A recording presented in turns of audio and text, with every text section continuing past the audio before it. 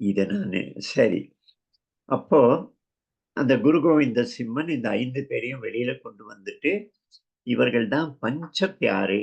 5 கடவுளுக்கு மிக பிரியமானவ 5 பேர். அப்படின்னு சொல்லி, அவரே இந்த 5 பேருக்கு நமஸ்காரம் பண்றார். இனி இந்த குரு பரம்பரை முடிந்தது. இனிமே குரு நமக்கு குரு கிரந்த சாஹிப் அப்படிங்கிற அந்த புஸ்தகம் தான் குரு. அதுதான் வழிகாட்டும். அப்படின்னு சொல்றாரு. அந்த புஸ்தகத்துல என்ன இருக்கு? இந்த குரு அர்ஜுன் தேவ்ல 6வது குருலேருந்து அந்த புஸ்தகத்த எழுத ஆரம்பித்திருக்காங்க. நம்ம நாட்டுல சாதுக்கள் பாடிய பாடல்கள் எல்லாம் தொகுத்து, தொகுத்து அந்த புஸ்தகம் உருவானது. அதுல கபீர்தாஸுடைய பாடல்கள் இருக்கு. மீராவுடைய பாடல்கள் இருக்கு. ஜ அன் சைத்தன்ய மகாபிரபுவுடைய பாடல்கள் இருக்கு. அப்படி இந்த தேசத்துடைய பக்தர்கள் நாமதேவருடைய பாடல் இருக்கு. இந்த மாரி எல்லா சாதுக்களுடைய பாடல்கள்லாம் தொகுப்பு. இது தனி மதம், சீக்கிய மதம் அப்படின்னு சொல்றவர்களுக்கு இந்த புஸ்தகமே போதும். இல்ல, இது இந்து தர்மத்தை காப்பாற்ற வந்த வாடேந்திய கை அப்படிங்கிறது இந்த புஸ்தகமே சொல்லும். ஏன்னா இதுல இந்து தர்மத்து சாதுக்கள் பாடிய பாடல்கள் தான் இருக்கு. ராம ராமங்கிற வார்த்தைய அந்த குருநானக் குரு கிரந்த சாஹிப்ல இருந்து நீக்கினா 14,000 இடங்கள்ல ராமங்கிற வார்த்தை இருக்கு. இது சீக்கியம் தனி மதம் இல்ல. இந்து தர்மத்தை காப்பாற்ற வந்த இந்து தர்மத்தினுடைய புகழை உலகோங்கச் செய்ய வந்த ஒரு விஷயம். பயந்து நடுங்கிய இந்துக்களுக்கு தைரியமூட்டிய ஒரு முயற்சி. முஸ்லிம்கள் உள்ள புகுந்து இந்துக்களை கொன்னு, இந்துக்களுடைய கோவில்களை கொள்ளையடித்து, இந்துக்களுடைய பெண்களை தூக்கிட்டு போய் அப்படி செய்த அராஜகத்துக்கு எதிரா படைகளை மட்டும் நம்பாமல், அரசனை நம்பி இருக்காமல், நாமே வாளை ஏந்தி அங்கே போரிடுவோம் அப்படின்னு பயிற்சி அளித்த ஒரு ஒரு சீர்திருத்தம். அதற்கு முன்னால் வரைக்கும் காட்சி எப்படி? ஒரு கல்யாண பெண்ணு கல்யாணம் முடித்து பல்லக்குல தூக்கி புகுந்த வீட்டிற்கு அவளை கொண்டு போய் விட, சுற்றி பெண்கள் இருப்பாங்க. எல்லார் உடம்புலயும் நகைகள் இருக்கும். கல்யாண பெண்ணுடைய உடம்புல நகைகள் இருக்கும். ஒரு 10, 20 குடும்பத்தார் ஆண்களும் இருப்பார். அப்போ நாரே தக்பீர், அல்லாஹ் அக்பர்ன்னு சொல்லி ஒரு சின்ன கூட்டம் வரும். இந்த பெண்ண எடுத்து பயந்து எல்லாரும் அந்த பெண்ண அங்கேயே விட்டுட்டு எல்லாரும் தப்பி ஓட முயல்வாங்க. ஆனா அவர்கள் குதிரையில வருவான் 15, 20 பேரு. வந்து ஆண்களை எல்லாம் வெட்டி கொல்லுவான். பெண்களை எல்லாம் சின்ன வயசு பெண்களை எல்லாம் தூக்கிட்டு போவான். நகைகளை எல்லாம் கொள்ளையடிப்பான். ஏன்னா அவனுடைய மதத்துல சொல்லியிருக்கு. ஜிஹாத் நடக்கும் பொழுது முஜாஹித் அல்லாஹ்வ நம்பாதவர்களுடைய பெண், அல்லாஹ்வ நம்பாதவர்களுடைய உயிரு, அவர்களுடைய சொத்து, பணம் இதெல்லாம் உன்னுடையது. நீ அதை பறித்துக் கொள்ளலாம்னு குர்ஆன்ல சொல்லுது. அதனால இத 3யும் அவன் தூக்கிட்டு போவான். உயிரை பறிப்பான், பெண்களை தூக்கிட்டு போவான், செல்வத்தை கொள்ளையடிப்பான். இதுதான் காட்சி இருந்தது. ஆனா குரு கோவிந்தனுடைய இந்த முயற்சிக்கு பிறகு பஞ்சாப், அந்த காஷ்மீர் அந்த பகுதிகள்ல காட்சி மாறியது. ஏன்னா இங்க குரு கோவிந்த சிம்மன் 5 சபதங்களை கொடுக்க வைக்கிறார் அந்த சிஷ்யர்களுக்கு. நாம உறுதியேற்போம். இந்து தர்மத்துடைய புகழ் உலகம் முழுக்க ஓங்குவதற்கு உறுதியேற்போம். அந்த நாம் எடுத்த உறுதியை நினைவுபடுத்துறா போல நாம 5 அடையாள சின்னங்களை நமக்குள்ளே தரித்துக் கொள்வோம். என்ன அது? கேச, கங்கா, கீர்ப்பன், கச்ச, அப்புறம் கடா. நம்ம எல்லாம் நோன்பு எடுத்தா கையில நூல் கட்டுவோம். விரத நூல். அதற்கு பதிலா இரும்பு வளையல், இரும்பு வளையம் கையில அணியணும். ஒரு சின்னம். நம்முடைய விரதத்தை ஞாபகப்படுத்துறா போல ஒரு சின்னம். 2வது கடா அப்படின்னு பேரு. கடான்னு அந்த வளையம். இரும்பு வளையம். 2வது கச்ச, இடுப்பை இறுக்கி கட்டுதல். கச்ச மனிதன் கீழிருந்து எடுத்துட்டு போய் பின்னால சொருகி இறுக கட்டுதல். நாம ஒரு பெரிய காரியத்துக்கு நம்ம தயாராகணும்னா, ஒரு பனைமரம் ஏறணும்னா, வேஷ்டிய அப்படி கச்சம் கட்டுற பழக்கம் இருக்கு. அந்த காரியத்திற்காக உடலை, மனசை தயார் செய்யக்கூடியது. அப்போ யுத்தத்திற்காக எந்நேரமும் தயாராக இருப்போம். அதற்காக கச்சமணிதல் உள்ள லங்கோட் அப்படின்னு சொல்லக்கூடிய அந்த வஸ்திரத்த அணிதல். கட்டிய இடுப்பு. கச்ச 2வது. கடா, கச்ச. கேச தலைமயிர், தலைமுடி. நம்ம எல்லாம் ஒரு விரதம் இருக்கணும்னா, அதுல அந்த சமயத்துல விரத காலத்துல தலை முடிய வளர்ப்போம். தாடி இது பழக்கம் இருக்கு. நான் சமீப காலத்துல பார்த்ததுன்னா, குழந்தை பெறுவதற்கு அப்பா அந்த 5, 6 மாசங்கள் விரதம் இருப்பாரு. அந்த விரதத்தை ஞாபகப்படுத்துறா போல தலைமயிர் வளர்ப்பாரு, தாடி இதெல்லாம் வளர்ப்பாரு. ஐயப்பன் மாரி மலைக்கு போகும்போது க்ஷவரம் பண்ணாம, அந்த ஒரு 40 நாள் இந்த மாரி வளர்க்கிற பழக்கம் இருக்கு. நாம் எடுத்திருக்கிற உறுதிமொழியை, பிரதிஜையை ஞாபகப்படுத்துற மாதிரி கேச வளர்க்கணும். கேச. அது சுத்தமா இருக்கணும். அதற்காக அதுல ஒரு கங்கா, கங்கான்னு சொன்னா சீப்பு. பாருங்க 5 ககாரங்கள். கச்ச, கேச, கடா, கங்கா. 4 க. 5வது கீர்ப்பண, வாள். இடுப்புல ஒரு வாளை சொருகி இருக்கணும். அந்த வாளு எந்நேரமும் தயாரா இருக்கணும். அந்த வாளை ஒரு தடவை எடுத்துட்டா, எதிராளிய சீவாம அது திரும்ப அந்த வாள் உறைக்குள்ள போகக்கூடாது. எல்லா ஆண்களும் வாள் வைத்திருப்பார்கள். கீர்ப்பன். அப்படி ஒரு சண்டி காளி கோவில் வாசல்ல அவர் பிரதிஜை கொடுக்கிறார் தன்னுடைய சிஷ்யர்களுக்கு. அப்புறம் இந்து சமுதாயத்துக்கு ஒரு அப்பீல் விடுறார். நம்முடைய குழந்தைகள்ல மூத்த குழந்தைய தர்மத்திற்காக கொடுக்கணும் அப்படின்னு. மூத்த குழந்தை, மூத்த மகன். சீக்கியர் மதம் ஜனத்தொகை வளர்ந்தது ஏதோ குழந்தைகளை பெற்று வளர்ந்த சமுதாயம் இல்ல. இந்து சமுதாயம் முழுவதும் ஒவ்வொரு குடும்பத்திலும் மூத்த மகனை கொடுத்து, தீட்சையாக கொடுத்து, தர்மத்திற்காக கொடுத்து, அப்படித்தான் இந்த 400, 300, 400 வருஷங்கள்ல சீக்கிய ஜன சமுதாயம் வளர்ந்திருக்கு. அதனால மூத்த மகன் தர்மத்திற்காக. இது ஹிந்து தர்மத்துடைய ஒரு அங்கம் தான். அதனால தான் அங்க சீக்கியர்கள், இந்த முடி வளர்த்த சீக்கியர்களும், முடி வளர்க்காத மற்ற இந்துக்களுக்கும் நடுவில கல்யாணங்கள் நடக்கும். வீட்டுல 4 பேர் அண்ணன் தம்பி இருந்தா ஒருத்தர் சீக்கியனாக இருப்பாரு. மற்ற எல்லாம் சாதாரணமாக இருப்பாங்க. வீட்டுல மகன், மாப்பிள்ளை சீக்கியனாக இருப்பான். மகன் சீக்கியன் அல்லாதவனாக இருப்பான். ஒரே குடும்பத்துக்குள்ள. அதே போல நம்ம வர்ண ஏற்பாடு, ஜாதிக ஏற்பாடு சீக்கிய மதத்திலையும் இருக்கு. இந்த பேதி, கிஷன் சிங் பேதி, கிரண் பேதி அப்படின்லாம் பேர் கேள்விப்படுறோம். பேதி அப்படின்னா வேதி, வேதம், வேதம் அறிந்த பிராமணன். அதே போல பூட்டா சிங் அப்படின்னு ஒரு மந்திரி இருந்தாரு. பூட்டா சிங். அந்த பூட்டா சிங் வால்மீகி சமுதாயத்து சீக்கியர். வால்மீகின்னா ஒட்டர்கள். தெருக்கூட்டி, கக்கூச சுத்தப்படுத்தி அந்த சமுதாயம். அதனால சீக்கியர்கள் ஏதோ ஜனத்தொகை பெருக்கத்துல வரல. இந்து தர்மத்தை, இந்து சமுதாயத்துடைய எல்லா நிறைய குடும்பங்கள் அங்க பட்னாவிலிருந்து எடுத்து மேற்கே லாகூர் வரைக்கும், அங்கே காஷ்மீர்லேருந்து எடுத்து கர்நாடகால நாந்தேடு வரைக்கும், மகாராஷ்டிரா கர்நாடக பார்டர்ல நாந்தேடு வரைக்கும் சீக்கிய குடும்பங்கள் வளர்ந்தது. இந்து குடும்பங்கள் சீக்கியரா தன் மகனை கொடுத்தார். அப்படி வளர்ந்த ஒரு அமைப்பு.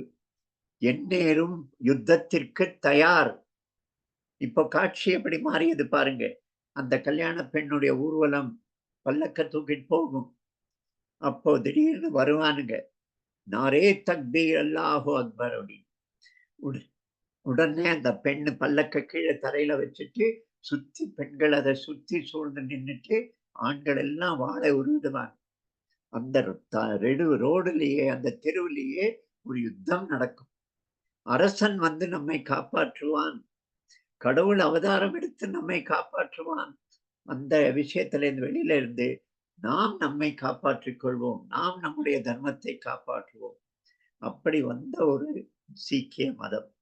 பஞ்ச ககாரம் 5 கேச, கங்கா, கடா, கச்ச, கீர்ப்பன்.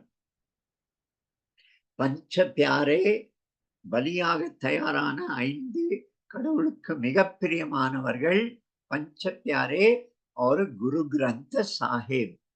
நீங்க குருத்வாராக்கு போனா, இந்த குரு கிரந்த சாஹிப் தான் சாமி சந்நிதியில இருக்கும். சிலைகள் இருக்காது. அதற்கு சாமரம் வீசிட்டு இருப்பாங்க. அப்புறம் கீழ 3 பேர், 2 பேர் அந்த குரு கிரந்த சாஹிப்ல இருக்கிற பாடல்கள பாடுவாங்க. ரொம்ப இனிமையா இருக்கும் பாட்டு கேட்க. அந்த பாடல் பாடுவோம். அதுதான் உபாசனை, அதுதான் பூஜை. ஆனா ரொம்ப அழகான ஒரு சிஸ்டம் என்ன ஆரம்பித்தாரு, நாம் நம்முடைய மகன கொடுக்கணும் 1, உழைப்ப கொடுக்கணும், சேர்ந்து உழைக்கணும். அதனால குருத்வாராவுல நாம யார் போனாலும் எல்லோரும் அங்க உழைக்கணும். ஏதோ ஒரு வேலை எடுத்து செய்யணும். நான் ஒரு குருத்வாரால பார்த்தேன். ஒரு சீக்கியர் செருப்பெல்லாம் வாங்கி, அங்க எல்லாருடைய பக்தர்களுடைய செருப்பெல்லாம் அடுக்கி வச்சு, டோக்கன் கொடுத்து அப்படி செஞ்சுட்டு இருந்தார். அவரோட பேசும்போது, அவர் இந்தியன் ஏர்லைன்ஸ்ல பெரிய நிலையில வேலை செய்ற ஒரு அதிகாரி. ஆனா குருத்வாராவுல வந்து சேவை செய்யணும் என்ற முறைய ஆரம்பித்தார். சேர்ந்து உழைப்பு, சேர்ந்து பிரார்த்தனை, கூட்டு பிரார்த்தனை. தனி நபர்கள் நாம சாமி கும்பிடுறோம், கடவுள்ட்ட பிரார்த்தனை செய்றோம். பொதுவா நம்ம ரொம்ப தனியான இயக்கம். இந்து தர்மம் தனியானது. எனக்கு கோவிலே வேண்டாம். நான் வீட்டு கார்னர்ல ஒரு இடத்துல உட்கார்ந்து கடவுள பார்த்து பிரார்த்தனை செய்ய முடியும். சூரியனே நமக்கு கடவுள். மொட்டை மாடியில சூரியனை பார்த்து பிரார்த்தனை செய்ய முடியும். ஆனா கோவில், தேர் திருவிழா இதெல்லாம் நாம சேர்ந்து இணைவதற்கு, ஒற்றுமை ஏற்படுத்துவதற்கு. அந்த மாரி அங்க கூட்டு பிரார்த்தனை. எல்லோரும் சேர்ந்து உட்கார்ந்து பிரார்த்தனை செய்யணும். எல்லோரும் சேர்ந்து உழைக்கணும். 3வது எல்லோரும் சேர்ந்து சாப்பிடணும். அங்க எல்லாருக்கும் சாப்பாடு உண்டு. நாம உழைக்கும்போது அங்க போய் காய்கறி நறுக்கி கொடுக்கணும். எச்சல் தட்டுக்கள அலம்பி கழுவி வைக்கணும். எல்லோருக்கும் பரிமாறணும். ஏதோ ஒரு காரியத்த எடுக்கணும். வெறும் கோவிலுக்கு போயிட்டு வீட்டுக்கு திரும்பி போகக்கூடாது. சேர்ந்து உழைப்பு, சேர்ந்து பிரார்த்தனை, சேர்ந்து உணவு. இன்னைக்கு பாருங்க இந்த சீக்கிய சமுதாயம் இந்த குரு கோவிந்த சிங்கனுடைய தவத்தினால அங்க ஒரு பிச்சைக்காரன் கூட கிடையாது. அந்த சமுதாயத்துல. நீங்க தேசம் முழுக்க பாருங்க. பஞ்சாப்ல இருந்து பாகிஸ்தான் பிரிந்தபோது அடித்து துரத்திப்பட்ட இந்துக்கள், சீக்கியர்கள் மேற்கு பஞ்சாப்ல இருந்து ஓடி வந்தாங்க. ஆனா யாரும் இன்னைக்கு அகதிகளா இல்ல. எல்லோரும் உழைத்து சம்பாதித்து நல்ல நிலைக்கு வந்துட்டார்கள். நம்முடைய இந்தியன் ஏர் ஃபோர்ஸ்ல, இந்தியன் ஆர்மியில 70% அதிகாரிகள் இந்தியன் ஏர் ஃபோர்ஸ்ல சீக்கியர்கள். 70% தேசத்தை பாதுகாக்கும் ஆர்மியில. பஞ்சாப்ல போனா, அங்க கிராமங்கள்ல ஒவ்வொரு கிராமத்திலயும் ஒரு 15, 20 பெண்கள், இளம் பெண்கள் விதவைகளாக இருப்பார்கள். கணவனை இழந்த விதவைகள். சின்ன வயசு. கணவன் போரிலே இறந்து போனவன். அப்படி எல்லா கிராமத்திலையும் பார்க்கலாம். மிகப்பெரிய எண்ணிக்கையில இந்த தேசத்தை காப்பாற்ற ஒரு சமுதாயம் இருந்திருக்குன்னு சொன்னா, அது சீக்கியர்கள். இது குரு கோவிந்த சிம்மனுடைய ஒரு பெரிய ஒரு நம்ம தேசத்துக்கு அவர் அளித்த பெரிய ஒரு பங்கு. அவருக்கு 4 மகன்கள். 4 மகன். அடிக்கடி யுத்தம் நடக்கும். குரு கோவிந்த சிம்மன பிடித்திடணும். அவர முஸ்லிமா மாற்றிடணும். அதுக்காக அங்கிருந்து அவுரங்கசீப் ஆட்சியிலிருந்து முஸ்லிம் படை வரும். நிறைய யுத்தங்கள் நடந்தது. அதுல அவருடைய மூத்த மகன் 2 பேரும் யுத்தங்கள்ல இறந்து போனார். 16 வயசு பையன் முதல் பையன். 14 வயசு 2வது மகன். 3வது, 4வது ஒரு பையன் பேரு ஜொராவர் சிங்.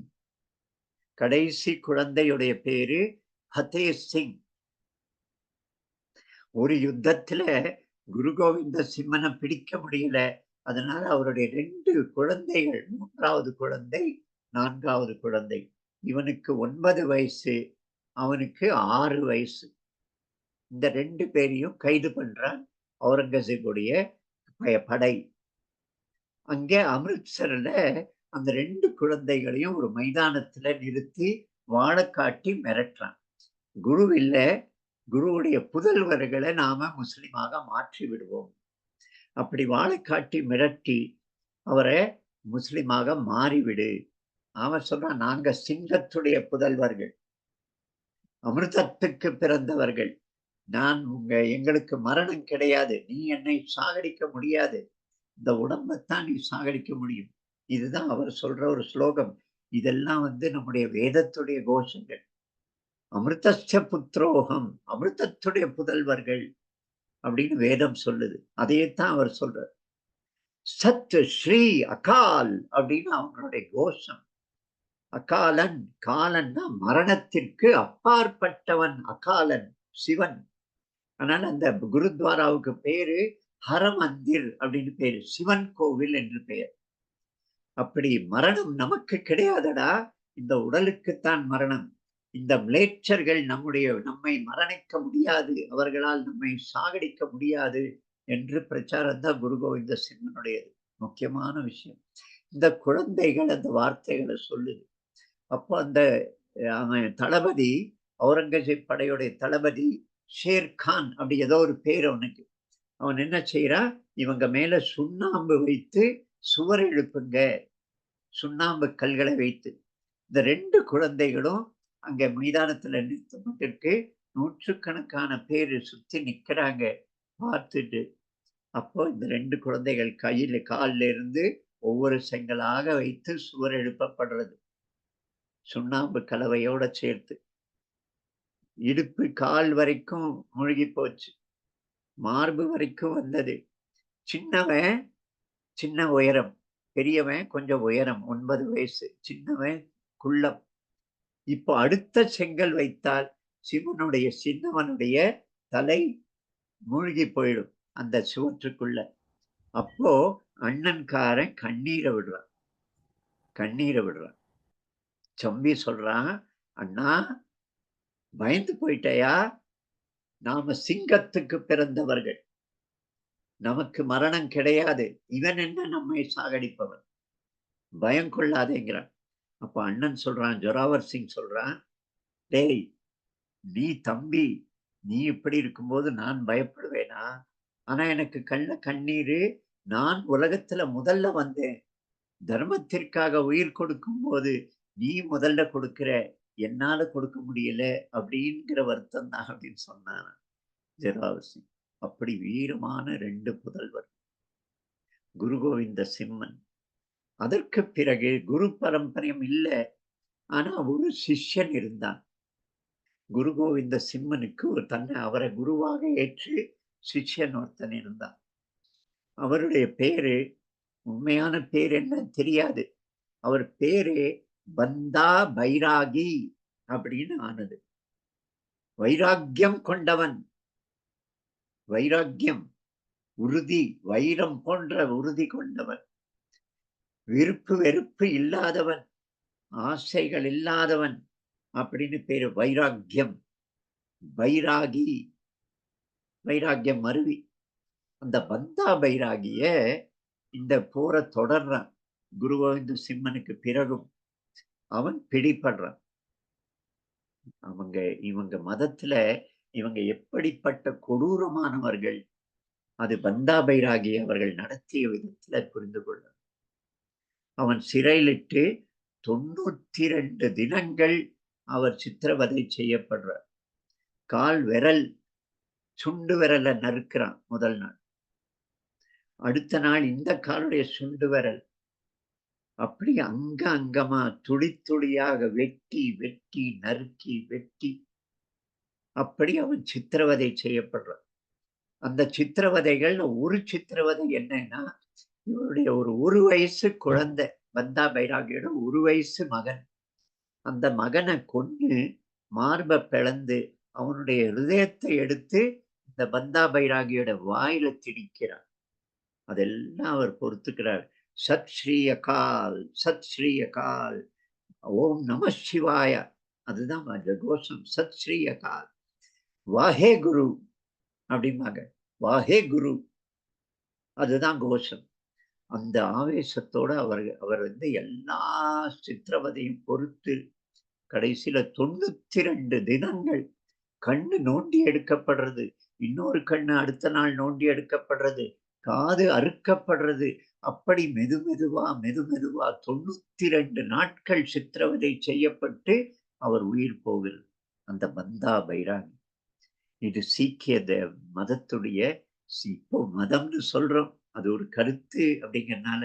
ஆனா அது இந்து தர்மத்துடைய ஒரு அங்கம். அவர்களை நம்மகிட்ட இருந்து பிரிக்கிறதுக்கு பெரிய முயற்சி நடக்கிறது. காலிஸ்தான் போராட்டம் அப்படித்தான். ஒரு மேக்லிஃப் சிங் அப்படின்னு ஒருத்தன் வெள்ளைக்காரன் சிங் மாதிரி வேஷம் போட்டுட்டு சீக்கியர்கள் மனசுல நீங்கள்லாம் வேற, நீங்கள்லாம் வேற, உங்க நீங்க இந்துக்கள் இல்ல, உங்களுக்கு தனி நாடு வேணும் அப்படின்னு பிரச்சாரம் பண்ணி இந்த விஷத்தை உருவாக்கினான். ஆனா அது ஜெயிக்கல. காலிஸ்தான் போராட்டம் இன்னும் இருக்காங்க கனடால அந்த தனி நாடு கேட்கிறவங்க. இருந்தாலும் அது ஜெயிக்கல. இப்படிப்பட்ட ஒரு அற்புதமான ஒரு சமுதாயத்துல ஒரு பெரிய புரட்சிகரமான ஒரு பளிச்சென்ற ஒரு மாற்றம் சில வருஷங்கள்லயே அந்த மாற்றத்தை ஏற்படுத்தியவர் அந்த குரு கோவிந்த ராய், கோவிந்த சிங். சிங்கங்கள் அப்படின்னு சொல்லி அவர் 10வது குரு குரு கோவிந்த சிங். இவர்கள் எல்லாம் கொடுத்த பலி, அவர்கள் கொடுத்த அந்த தன்னை ஆத்ம பலி செய்ததுதான் இந்து தர்மத்தை இன்னைக்கு பஞ்சாப், காஷ்மீர், சிந்த், அந்த வடக்கு வடமேற்கு பகுதிகளில் இன்றைய வரைக்கும் உயிரோட வைத்திருக்கு இந்து தர்மம். அப்படிப்பட்ட இந்த கால்சா பந்த், கால்சா அப்படின்னா தூய்மையானது. அமிர்த சரோவர், அமிர்த சரோவர் அப்படின்னு இன்னைக்கு அமிர்த்சர்ல ஒரு பெரிய குளம் இருக்கு.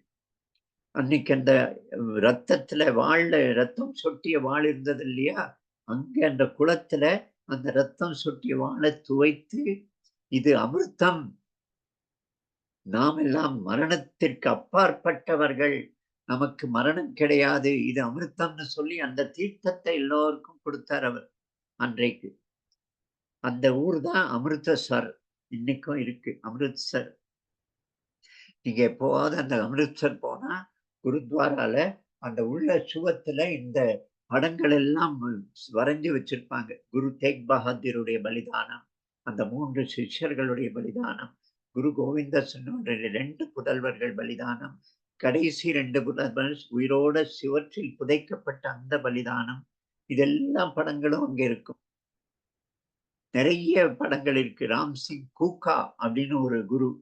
அவர் தன்னுடைய ஒரு சின்ன 10 வயசு குழந்தை எப்படி பெரிய ஒரு போராட்டம் பண்ணினா வெள்ளைக்காரனுக்கு எதிரா. பீரங்கி வாயில வைத்து விளக்கப்பட்ட போது அவனை குருவை அவமானப்படுத்தினா அந்த வெள்ளைக்காரன் சொல்லி பாய்ந்து போய் அவனுடைய தாடியை பிடித்து தொங்கினான். அந்த வேதனையில இவனுக்கு மிக கொடுமையான தண்டனை கொடுத்தாங்க அந்த வெள்ளைக்காரன். இப்படிப்பட்ட அந்த இந்து சாதுக்கள் செய்த பலிதானங்கள் எல்லாம் அந்த பொன் கோல்டன் டெம்பிள், பொற்கோவில் அமிர்த்சர்ல அதெல்லாம் இருக்கு. அப்படிப்பட்ட அந்த சீக்கிய மதம் குரு நானக்கிலிருந்து தொடங்கி குரு கோவிந்த சிம்மன் வரை 10 குருமார்கள்.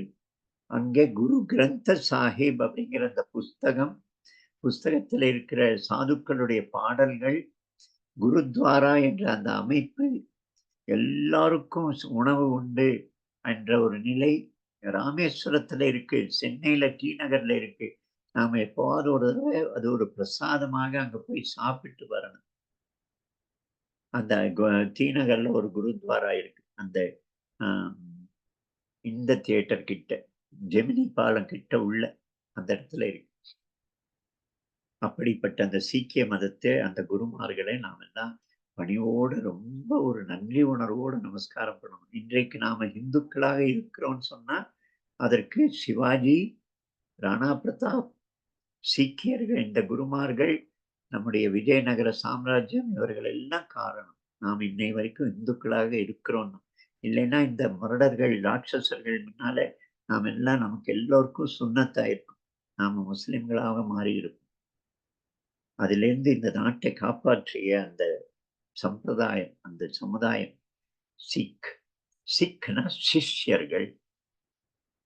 சரி, நாம அடுத்த வேற ஒரு கதையோட அடுத்த முறை சந்திப்போம். ஓம் யோகேஷம் சச்சிதானந்தம் வாசுதேவம் ரஜப்ரியம் தர்ம சம்ஸ்தாபகம் வீரம் கிருஷ்ணம் வந்தே ஜெகத்குரும். கிருஷ்ணம் வந்தே ஜெகத்குரும். ஸ்ரீ கிருஷ்ணம் வந்தே ஜெகத்குரும். ஆமா, ஒரு நிமிஷம். ஆம்.